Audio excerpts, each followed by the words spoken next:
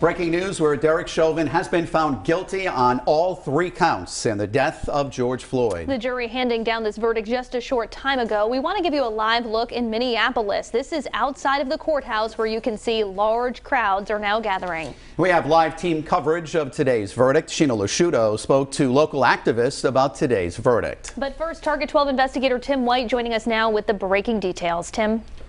Mike and Kim, jurors had 3 charges to consider here: second-degree unintentional murder, third-degree murder, and second-degree manslaughter. After just about 10 hours of deliberation, the jury of 12 people decided former Minneapolis police officer Derek Chauvin was guilty of all 3. Now, defense attorneys needed to just plant the seed of doubt in one juror's mind. Beyond a reasonable doubt, that would have triggered a hung jury.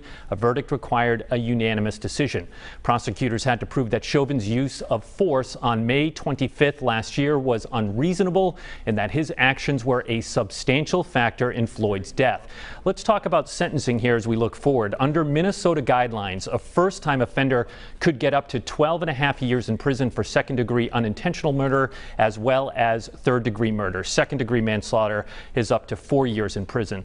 But prosecutors have also introduced a series of aggravating factors. For instance, a charge of committing a crime in front of a child. That could add to that sentence. The jury of 12 people was made up of 5 men and 7 women. 6 are white, 4 are black, and 2 are multiracial. George Floyd's brother was in the courtroom when the verdict was read. Here's that moment.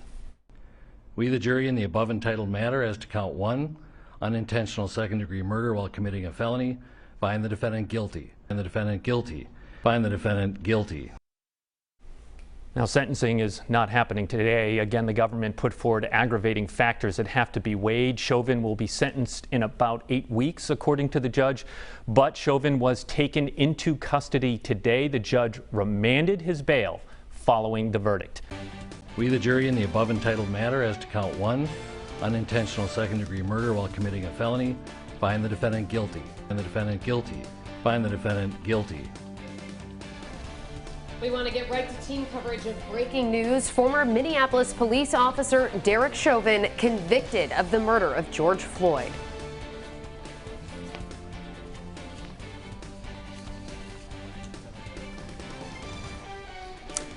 Good evening. I'm Mike Montecalvo.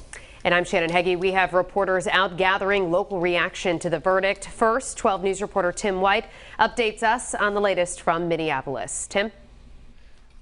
Mike and Shannon, the jury of 7 women and 5 men deliberated for just 10 hours. And it's noteworthy that they did not have a single question for the judge while they were weighing Derek Chauvin's fate. As with all criminal cases, prosecutors have the burden of proof in this case to convince the jury beyond a reasonable doubt that Chauvin's use of force on May 25th last year was unreasonable and that his actions were a substantial factor in Floyd's death. Now, the defense needed to just plant the seed of doubt in one juror to get a hung jury. That obviously did not happen. Chauvin is expected to be sentenced in about 8 weeks.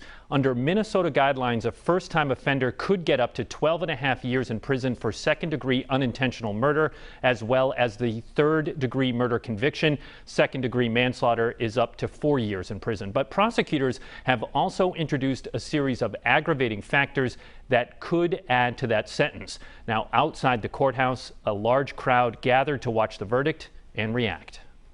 I'm so grateful to God. I'm so happy. I'm so glad we got this. We needed this. The country needed this. The world needed this. It's not a black or white issue. It's a human rights issue, and we need to see change. Chauvin has been out on bail during the course of the trial, but as soon as the jury read the verdict, prosecutors requested that his bail get revoked, and the judge immediately remanded Chauvin into custody. Tim White, 12 News.